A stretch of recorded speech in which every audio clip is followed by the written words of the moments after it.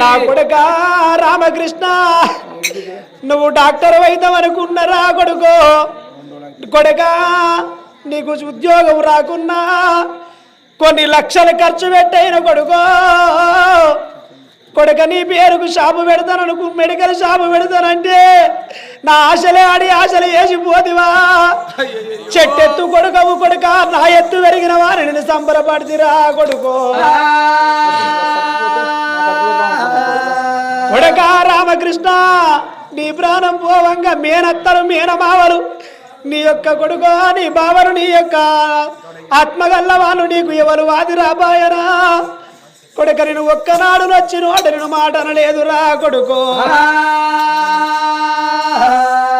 కొడుక నీకు అన్నమ్ము పెడతారా